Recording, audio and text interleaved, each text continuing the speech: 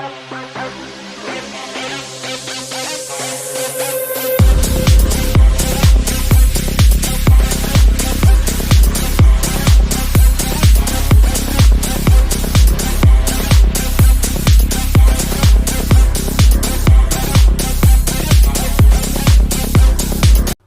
I'm Tommy Williamson, and this is the Movie Rage Show. It's time for the movie raid. Tonight's victim is special effects as well as visual effects artist Tommy Williamson. Has done many films such as Hocus Pocus, A Nightmare on Elm Street 5, the 1988 The Blob, many others. Hello. Hello. What are you up to, man? Is there anything that we can check out now, or you might be releasing anything? The last things I worked on that are out now, let's see, there's Invasion Season 2. The problem that I have is whenever we're working on something, it's under a code name. And when it comes out, if it's not really prominent and I'm sort of something I'm not interested in, I will completely forget about what it was. So I can tell you the code names for the previous projects I worked on, but not the actual movie titles. And that happens a lot. Every project we work on, the one I'm working on now, I can tell you what the title is. And I'm actually kind of excited for this one because I'm a fan of we'll call it the cinematic universe of the show. But previously, that's Stranger Things Season 4. That's probably the latest cool thing that I worked on. Now, are you selective on certain projects that you want to do yourself, or are you pretty much attached to whatever companies that actually might be hiring the most skilled? Because you wear several hats too, like digital compositing. Anything that you select yourself? I primarily work as just a digital compositor these days. I work for a company called The Resistance, which is kind of a holdover from Cafe FX, which was here on the Central Coast of California for the better part of 17 years. There was just a core group of people that were like, we like the area, we're not leaving, we'll just do our own little thing, paying the bills for many years now.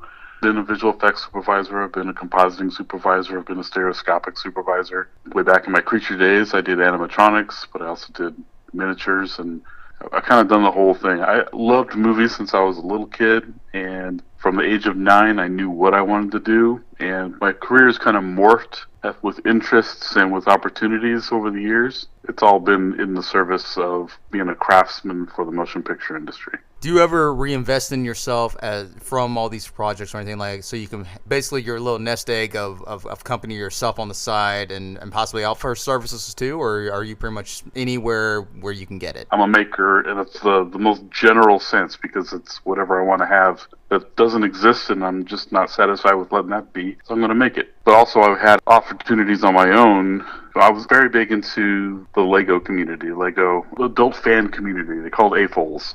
Adult Lego fan community. I started my own website called Brick Nerd. That led into an opportunity to do animation for the Lego Brickumentary. So I started an animation company. So Brick Nerd became like this four-faced monster of a design studio, an animation studio, a blog, and a YouTube channel, but still managed to work on at least 2 features a year for Resistance because the opportunity would come up that if the schedules didn't overlap, if I didn't have a current thing I was working on, Expendables 4 or 3 or whichever one I worked on, that type of thing would come up, would work on that for a couple months, and then another project would come up, be working back in my animation studio. Then COVID came along and put that whole thing under. I got a little sick of the community at that point. The adults were getting a little toxic. YouTube kind of turned its back on me and sabotaged me. The landscape got really saturated with different YouTube channels, and so it was no longer kind of a special thing, and I kind of burned out, and I just needed a break from it all. So I handed the reins off to another AFOL, blossom the community. Brick Nerd is still alive. I'm still a figurehead for it. I'm the founder, and I'm getting more back into Lego now, but just as a builder and as a fan of it. I don't so much love the journalistic side of it. Just want to play with toys and be an adult man baby. Do you feel sometimes that independence is kind of compromised because we got all kinds of things going on, like obviously the social media, marketing, all this digital stuff? Does that actually almost compromise you yourself making these projects and stuff to where you're veering slightly you're almost on the edge between working in the industry and then doing something on what you want to do and working with independent companies? Yeah, that happens quite a bit. Not so much anymore. Right now I'm kind of doing a pretty good balance with it because the work kind of comes in waves with visual effects. I'll work on a project, but I always keep my little side things going at the same time. I've never stopped making things. From when I was a little kid, I made ships with paper. I built models and stuff. As an adult, once you get a budget, you can start making some pretty cool stuff. So my workspace has always been slightly growing, and I'm just gonna make whatever I want. And then as the film stuff wanes, I can ramp that stuff up, but I always keep it going. I've got at least 10 projects going at all times, all the time. I have for decades now. I can point to 10 things at least that I'm working on right now, and it's something I might shelve it for a little bit, or I might, because I'm at an impasse as far as what I want to do design wise with it, or gotten frustrated with it. It's like, okay, just push that aside. Or it might just be something got more exciting came along, or someone requested something that I can try and get my hands on, or work has come up. We've got 126 shots we need to do in the next 2.5 months.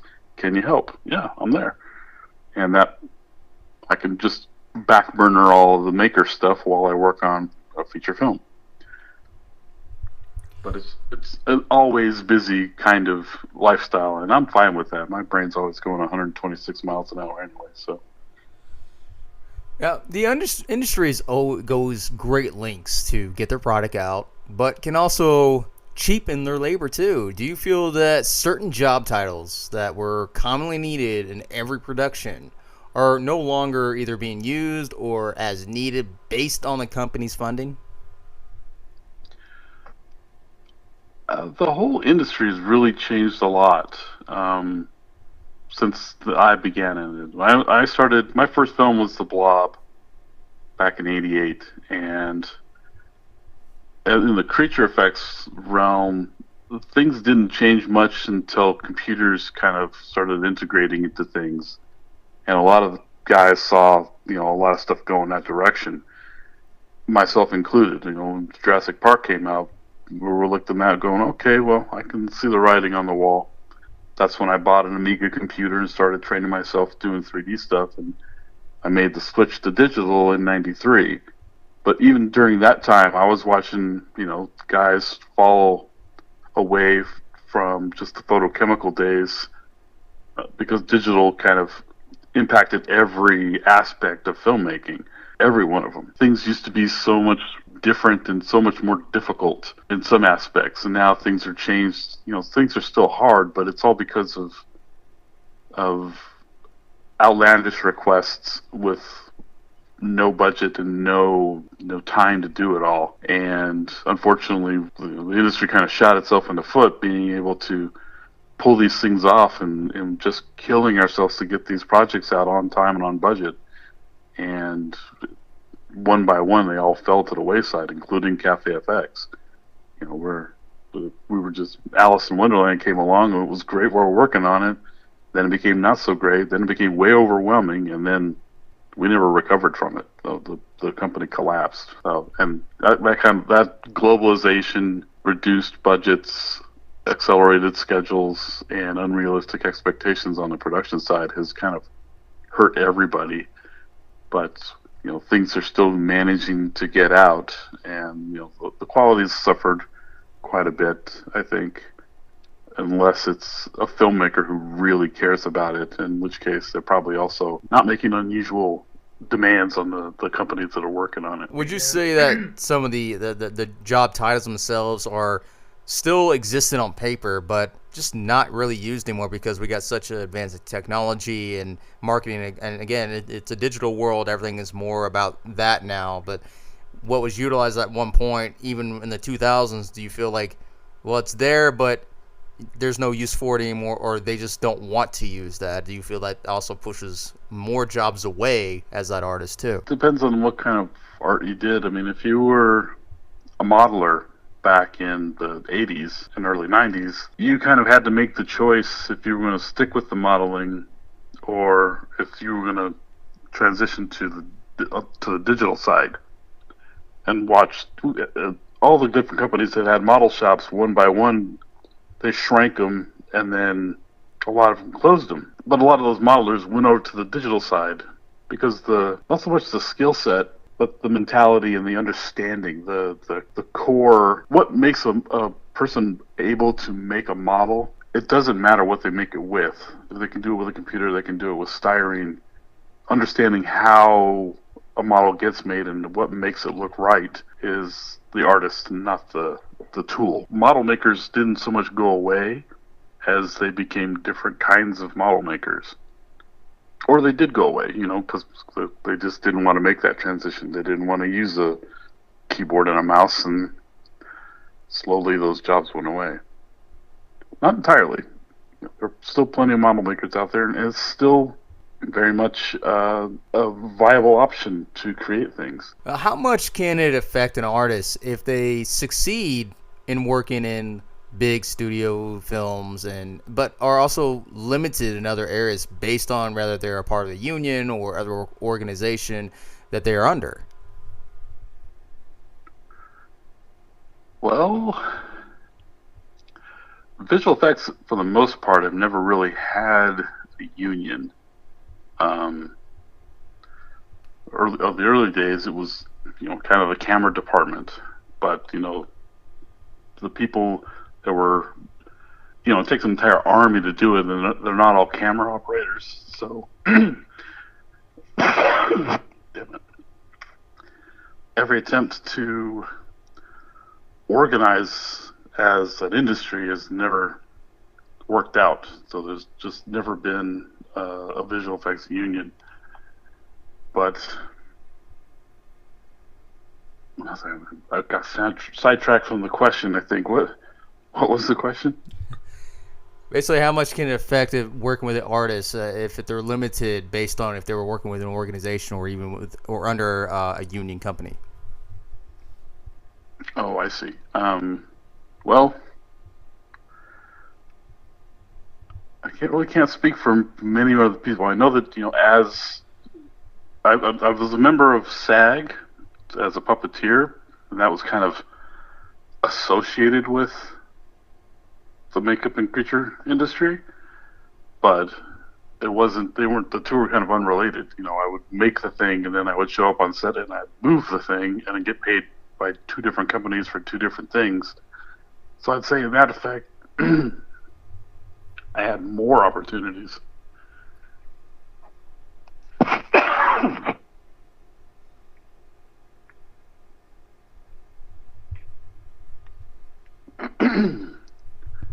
I didn't really think this cough would come back and haunt me so much.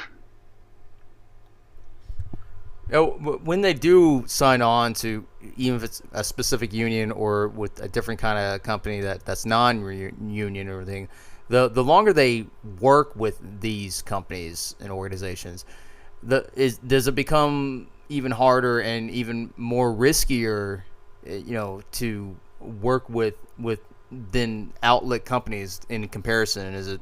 Would it be harder for them, even today's filmmaking? It can be. I know it definitely can be. I mean, there's a lot of work to be had when you're, young and hungry and not in a union. And then, you get to that point where, you become a valued member of the industry. You join the union. All those little gigs that you could do before are not really open to you if you're going to violate your union status.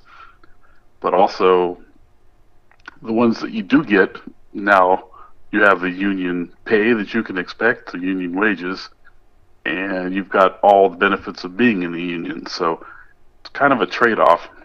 I'm sure every artist goes through that one point, not too long after they've joined the union, where their friends call, the people they've worked with before, and they're like, hey, can you just do this thing? It'll just be a couple days. But they have to really weigh that, and they're saying, sorry, I really can't.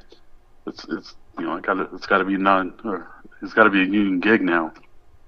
But eventually, everyone understands, that's the realm they're in now. It can be limiting, and I'm sure there's been people that have been, have shot themselves in the foot by joining a union too early, before they had enough of a network that they could continue working, and found themselves out of work and not able to do much In which case, you just get out of the union. Is that even harder the longer they stay in the union or anything related to that? That the longer they are stayed in there, is it harder for them to even get out? And or can it even get to the point where an artist may not be as interested because this is something they sign on to? They're very much aware of doing it, but at the same time, they almost don't know what they got into. I'm sure there's been some artists that have been a little unaware of what they've gotten into, but for the most part, people kind of know what the deal is, and it's.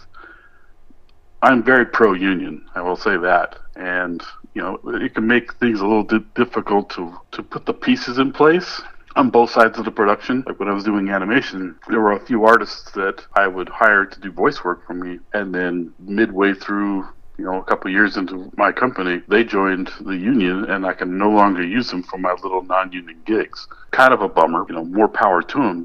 They're working on feature films and network animation and doing voices and stuff. It's like, that's great for them. Kind of a bummer for me, but awesome for them. I wish there was a visual effects union, because we could have maybe put the smackdown on the production companies and stop the relentless globalization and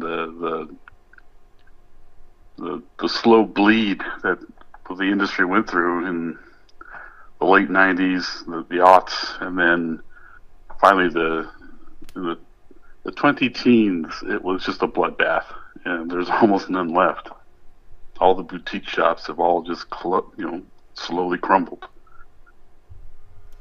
Would you say if that was, let's say in discussion now, would you say that would be almost impossible because all the, so to speak, capitalism on a lot of things, and in so much of the corporatism that takes over a lot of things. Even the strike, that was just as difficult, but obviously that's a different subject in certain circles. But would you say if that was, let's say, discussed like right now, would that be just an end of discussion right there off the bat because of how things are now?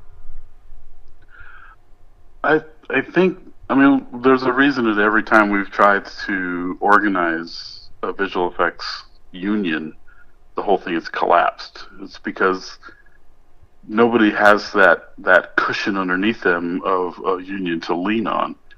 And all it takes is for the production companies to just go to the next guy. They'll say, we'll do it.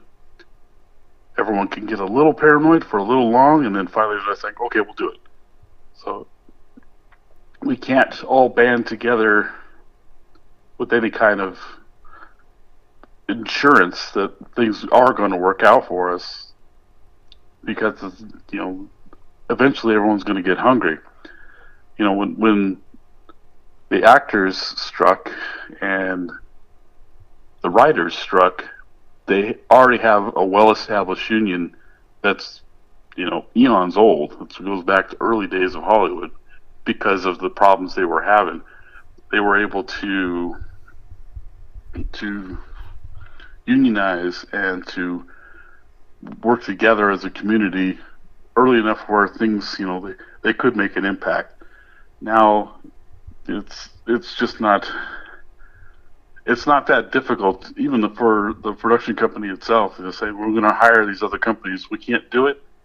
All right, we'll just hire individuals. We'll put a lab together and throw these people in. It would not take very much to put together a visual effects company, quote unquote, in a warehouse to do effects for a film with a reasonable amount of young, hungry talent fresh out of college, and put together the shots for a film.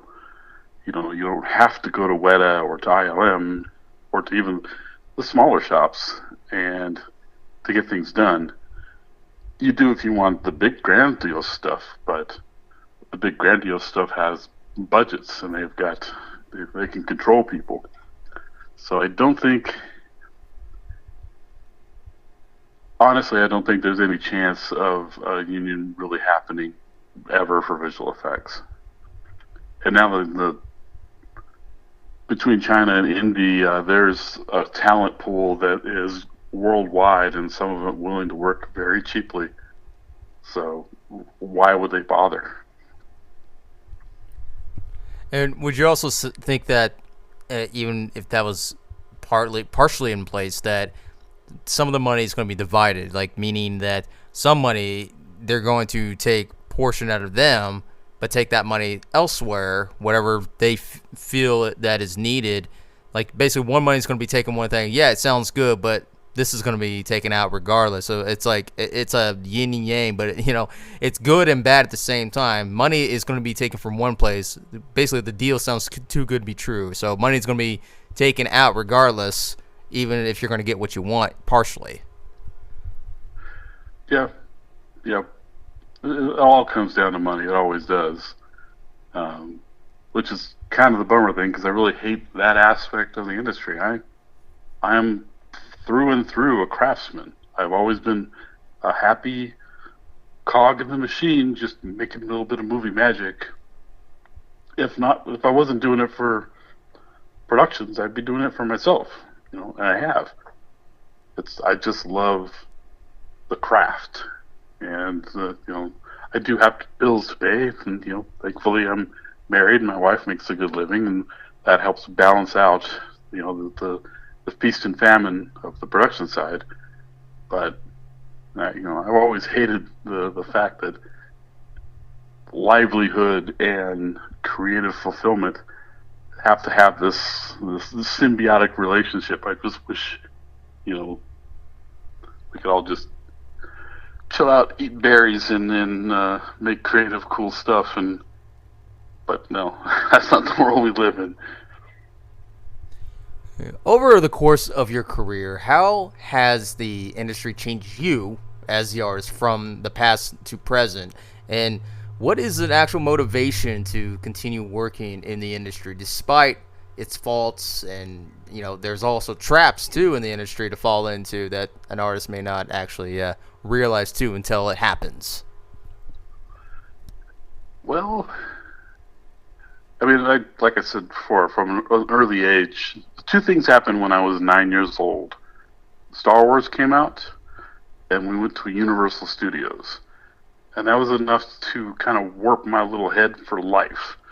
It's like, I'm going to work on movies. And, I think it's about the time I realized that, this is a job. You can do this for a living. My parents never agreed. They were like, you need a real job. Joke's on them. I've been doing this for 30 years now. In the early phases of my career, it was always just about getting the next job and, trying to stay in the industry. And that was always, when I got my first gig on the Blob, I didn't really have a specialty because I was always working on my own in a small town with, no community around me. So I did everything. I did the sculpting, and I did the mold making, I ran the skins, and I did the fiberglass and the mechanics. I had to do it all. Once I got professional, I had to specialize.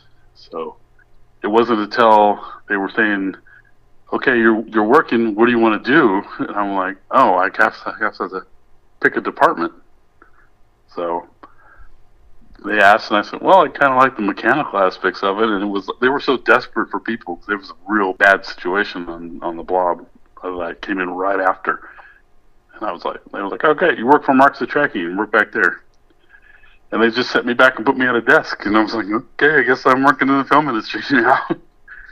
And I didn't know what I was doing. No one ever does. Now, there was also various different units working within the 1988 Blob. And did you ever happen to even work with Jeff Farley on this case, or AJ Workman, or at least have some kind of a workmanship at some point to help you along this career too, to an extent? I'm going to say right now that I owe Jeff Farley my introduction to the film industry. He got me my first gig on the Blob. I was friends with James Cummins, who was an artist also, and I went to a bachelor party at his house, and Jeff was there. And we had gotten to know each other for over the last year. I'd been visiting different shops. I just kept bothering everybody. But one of the shops that I kept going to a lot was John Beekler's, mainly because they didn't kick me out. But I got to know John Griswell and I got to know Jeff Farley there. And I saw Jeff at the party, and he was like, "Hey, how's it going? You working yet?" And I was like, "No, not yet." And he's like, "You need to call Blob Shop." He gave me the number. I was on the phone first thing the next morning. I was at a desk that afternoon, and I had a job before the end of the day. So Jeff made that happen for me. I will be forever, eternally grateful to him for that. And I worked on the Lyle Conway side. I was on the creature effects side. Tony's side of the building was, a different unit. But then all those people got, we're all under one roof and we all became friends. I ended up working for Tony Gardner just a few years later. Would you say that was pretty much an actual pinnacle as far as becoming an artist right there when you are actually learning these things? Because this is a big film. Well, it may not have been considered as a big film at the time based on the era, but like working on it, I mean, it was a big cast, big as far as the employment. It was a major undertaking. It was definitely one of the bigger gigs in town, just for the number of people that were working on it, for the number of effects that had to be done, all the different disciplines that needed to be taken under one roof.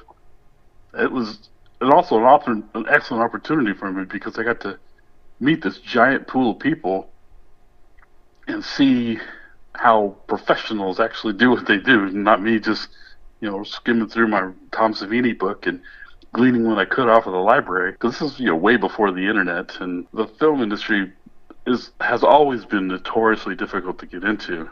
But then it was like brutally impossible to get into. And it was just, it took a hell of a lot of tenacity just to get your foot in the door back then. So, it was a miracle I ever got any kind of gig, especially coming from this small town that I'm from here.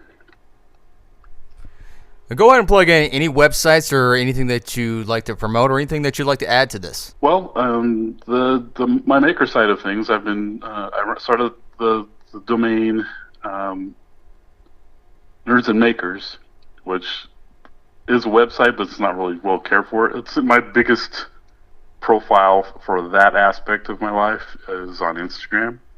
So at Nerds and Makers. That's where you'll see my most creative output at this point. Still somewhat involved in the Lego community. That's at the Brick Nerd. That's me. And then there's Brick Nerd Official, which is the company. And professionally, as far as the effects side of things, I kind of keep a low profile. Mainly work for Resistance now. But you can find me at geekytom.com.